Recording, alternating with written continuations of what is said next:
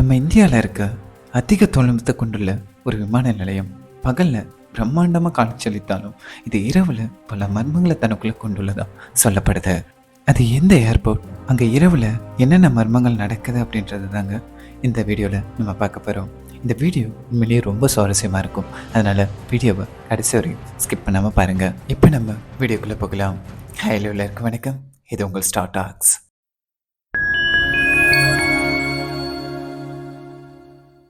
தெலுங்கானா ஹைதராபாத்தில் இருக்கிற அதிக தொழில்நுட்பத்தை கொண்டுள்ள ஒரு ஏர்போர்ட் தாங்க ராஜீவ்காந்தி இன்டர்நேஷ்னல் ஏர்போர்ட். பகலில் பல வேலையாட்களுடனும் வெற்றிகரமான போக்குவரத்து நிலையத்துடனும் இயங்குகிற இது இரவில் பல அமானுஷ்ய மர்மங்களை கொண்டுள்ளதா சொல்லப்படுது. 2008 திறக்கப்பட்டு பல வருடங்களாக ஒரு நல்ல செயல்பாட்டில் போயிட்டுருக்க இந்த ஏர்போர்ட் 2024 டிசம்பர் 24 இரவு நேரத்தில் ராஜீவ்காந்தி இன்டர்நேஷ்னல் ஏர்போர்ட் அருகே 2 பேர் வேலைக்கு போயிட்டு தன்னுடைய வீட்டுக்கு திரும்பிட்டு இருக்காங்க. அந்த நேரத்தில் யாரோ நடக்கிற சத்தம் கேட்டிருக்கு. சுற்றியும் முத்தியும் பார்க்குறாங்க, ஆனால் அங்கே யாருமே இல்லை. போக போக அவங்க வழி தவறி வேறு ஏதோ பாதைக்கு போகிறாங்க. அப்படி அவங்க வழி தவறி போன அந்த பாதையில் ஏதோ கருப்பும் வெள்ளையும் சேர்ந்த மாதிரி ஒரு உருவத்தை பார்த்ததா சொல்லியிருக்காங்க. அப்போவே இதை பற்றி பல மீடியாக்களில் பேசப்படுது. ஆனால் அப்போதைக்கு யாரும் இதை அவ்வளோ சீரியஸாக எடுத்துக்கல. அடுத்த கொஞ்ச நாள்லேயே அதே ரோட்டில் ஒருத்தர் தனியாக இரவு நேரத்தில் பைக்கில் பயணிச்சிட்ருக்காரு. அந்த நேரத்தில் ஒரு சூனியக்காரி தன்னை பின்தொடர்ந்ததாகவும் அதை பார்த்து பயத்தில் பைக்கை வேகமாக ஓட்டி கீழே விழுந்து காயமடைஞ்சதாகவும் சொல்லப்படுது. டிசம்பர் 5, 2024 அன்று ஹைதராபாத் போலீஸ்கிட்ட பத்திரிகையாளர்கள் இதை பற்றி கேட்டதுக்கு இது வெறும் ரூமர்ஸ், இதை யாரும் நம்பாதீங்க அப்படின்ட்டு பதில் அளிக்கிறாங்க. இதை தொடர்ந்து இரவில் பல வினோதமான சம்பவங்கள் இந்த ராஜீவ்காந்தி இன்டர்நேஷ்னல் ஏர்போர்ட்டுக்குள்ளே நடந்து வருது. 7/6/2025 அன்று அங்கே வேலை பார்க்குற வேலையாட்கள் பேசஞ்சர்கள் ஏதோ நிழல்கள் பார்த்ததாகவும் வினோதமான யாரும் நடக்கிற சத்தம் கேட்டதாகவும் சொல்கிறாங்க. அதாவது இங்கே வேலை செய்கிற சிலர் சொல்கிறது என்னென்னா, நாங்கள் இரவில் காவலுக்கு வந்தோம், ஆனால் ஒருவரும் இல்லாத இந்த விமான நிலையத்தில் யாரோ நடக்கிற மாதிரி சத்தம் கேட்குது. ஒரு ஜன்னல் அருகே யாரோ நிற்கிற மாதிரி பிம்பம் தெரிஞ்சு திடீர்னு மறையுது அப்படின்னு சொல்லியிருக்காங்க. சரின்னுட்டு சிசிடிவி கேமராவை செக் பண்ணுறாங்க, ஆனால் சிசிடிவி கேமராவில் அப்படி எதுவுமே பதிவாகலை.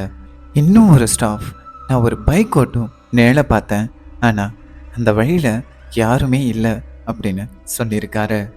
அங்கே வாஷிங் ஏரியாவில் இருக்க ஸ்டாஃப்ஸ், செக்யூரிட்டி கார்டு பலரும் இங்கே ஏதோ இரவில் அமானுஷ்யம் நடக்குது அப்படின்னு ரொம்ப ஸ்ட்ராங்காக சொல்கிறாங்க.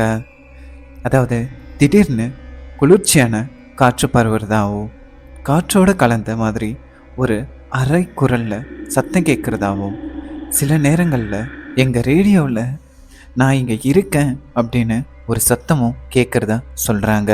இது எல்லாத்தையும் தாண்டி ஒரு நாள் இரவு ஒரு விமானம் டேக் ஆஃப் ஆகிறதுக்காக மூவ் ஆகிட்டுருக்கு.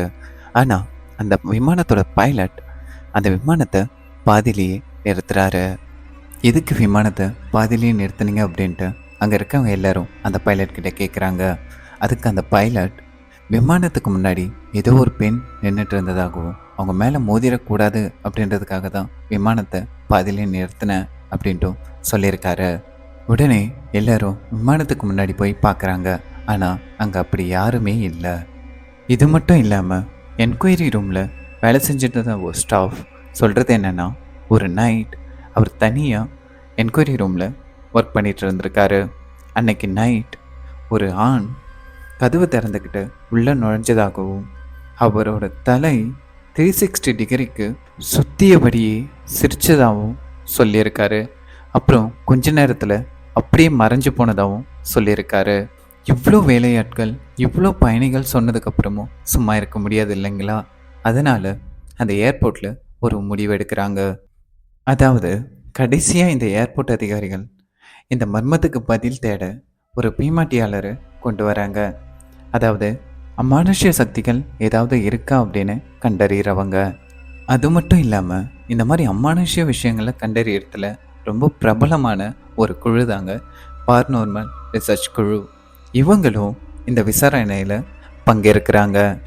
இந்த ரிசர்ச் குழு எலக்ட்ரோ மேக்னெட்டிக் ஃபீல்டு மூலியமாகவும் எலக்ட்ரானிக் வாய்ஸ் ஃபினாமினா மூலியமாகவும், அதாவது அளவீடுகள் ஒலிகள் உணர்த்தும் செயலிகள் மூலமாக இந்த ரிசர்ச் பண்ணுறாங்க.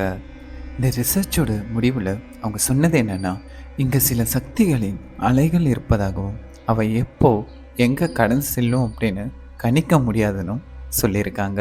அது மட்டும் இல்லாமல் இந்த விமான நிலையம் ஒரு அழிந்த ஆத்மாக்களோட வீடாக இருந்திருக்கணும் அப்படின்னும் சொல்லியிருக்காங்க. ஆனாலும் சில பேர் இதை நம்புகிறாங்க, இன்னும் சில பேர் இதை இன்னமும் மறுக்க தான் செய்கிறாங்க. இந்த வழியில் போகிற பேருந்து ஓட்டுநர்கள் இரவில் ஏதோ ஒரு பெண் அவங்கள பின்தொடர்றதாவோ, ஒரு சுழல் போல் அவங்க முன்னாடி தோன்றதாகவும், அதனாலேயே அவங்களுக்கு இந்த வழியில் போகிறதுக்கு ரொம்பவே பயனும் சொல்கிறாங்க.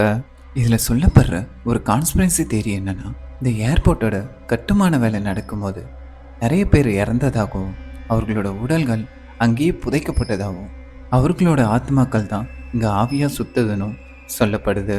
இந்த ராஜீவ்காந்தி இன்டர்நேஷ்னல் ஏர்போர்ட்டை பொறுத்த வரைக்கும் ஒரு பெரிய மர்மமாகவே தொடர்ந்துட்டுருக்கு.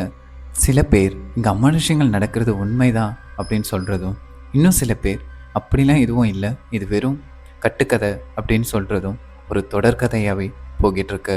கண்டிப்பாக நம்மளும் இதை முழுக்க முழுக்க ரூமர் தான் அப்படின்னு சொல்ல முடியாது. ஏன்னா வேலை செய்கிற வேலையாட்கள் மட்டும் இல்லைங்க, அங்கே பயணம் செய்கிற பயணிகளும் இந்த அமானுஷ்யத்தை உணர்றதா சொல்கிறாங்க. ஆனால் இந்த ஏர்போர்ட்டோட அஃபிஷியல்ஸ் இது வெறும் ரூமர் தான், யாரும் இதை நம்பாதீங்க அப்படின்ட்டு அறிக்கை வெளியிட்டுருக்காங்க.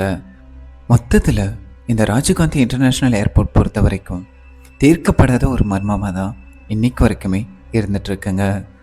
இது உண்மையா இல்லையா அப்படின்றது நம்மளோட அனுபவம் மட்டும்தான் தீர்மானிக்க முடியும்.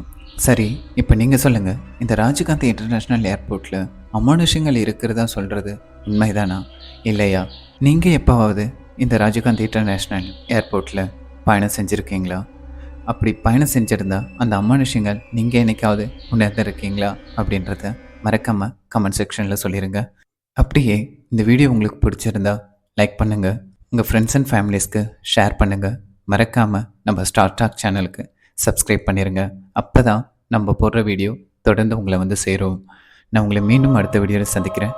நன்றி, வணக்கம்.